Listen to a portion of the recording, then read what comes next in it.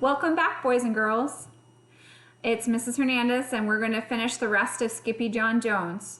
We have been making predictions, which are guesses on what is going to happen next, based on what we know in the story and also from what we know in real life. So let's find out what happened when SkippyJon Jones and the Los Chimichangos were faced with the Bombolito.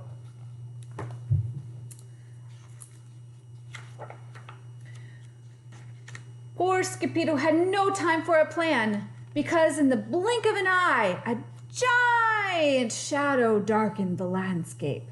The chimichangos scattered in all directions.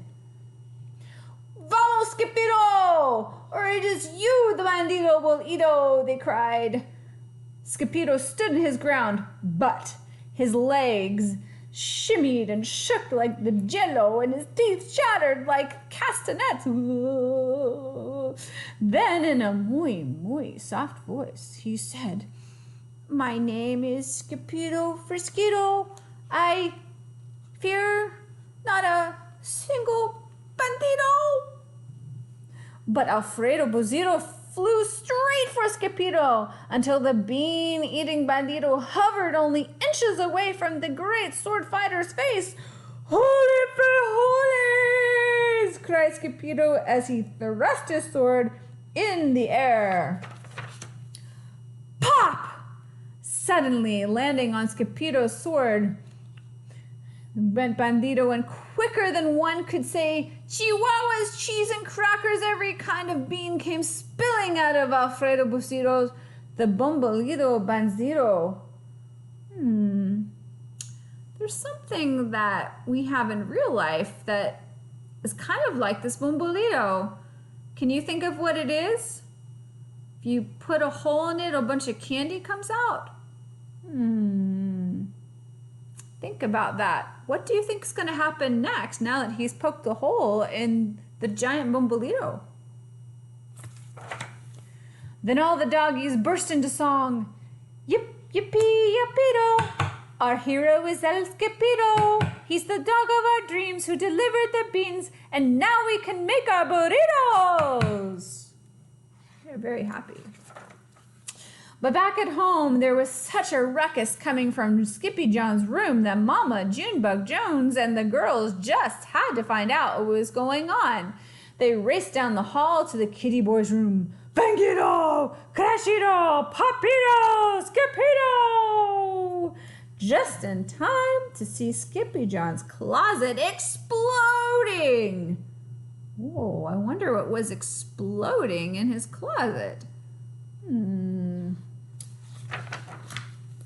Then out flew the candy, beanbag doggies, the kitty boy with his birthday piñata, on his head. "SkippyJon Jones!" everyone cried. "Holy muchachitos!" he said in a muy soft voice. Mama Junebug Jones lifted up SkippyJon and covered his head with furry purry kisses. "What am I going to do with you, Mr. Cocoa Pugs?" she scolded. What do you think is going to happen next? He's already opened his birthday piñata. Make a prediction. Pause the video, then move on. That night, when he was supposed to be going to sleep, SkippyJon Jones began to bounce and bounce on his big boy bed. "Oh, I'm SkippyJon Jones with a mind of my own, and I'll bounce on my bed for hours. I know I'm a cat, but forget about that." "Say good night, SkippyJon Jones," called his mama. "Buenas noches, mis amigos," said SkippyJon Jones. Oh, that was a great story, wasn't it? Did you have fun making predictions? I hope so. Because now we're also going to talk about some things that happened in the story. We're going to retell the story with our story elements. We're going to talk about the characters in the story. Remember, the character is anyone who's in the story. It could be an animal, could be gingerbread man, could be a person. Anybody who's talking and doing something in the story, that's a character. We also want to talk about our setting. Remember that setting is where the story takes place, where it is. Is it outside? Is it in the desert? Is it inside? Is it at school? Wherever something happens, that is the setting. Books can have more than one setting, remember. Next, we're going to talk about the problem. What was the problem? What went wrong? And the last one, with our check mark here, means the solution. That means, how did the problem get fixed? So our character, setting, problem, and our solution. Who are the characters in SkippyJon Jones? Take a minute and talk about it with your family. You can also look at the video again if you need to remember. Who are the setting, or what was the setting in the story? There were different settings in the story. This story took place different places. Think about what those places were.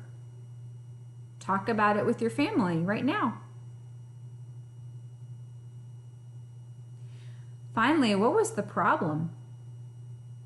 What was SkippyJon Jones and Los Chimichangos, what were they so afraid of? That was a big problem in the story. And then, how did the problem get solved? What was the solution? How did SkippyJon Jones fix the problem? Thumbs up if you were able to find the answers to those questions. Remember, you can go back and look through the video if you need to. You can also find this book at your public library and read it with your family on your own as well. Thank you for joining me. Be sure to see the video about some math activities that can go along with this book. Thank you.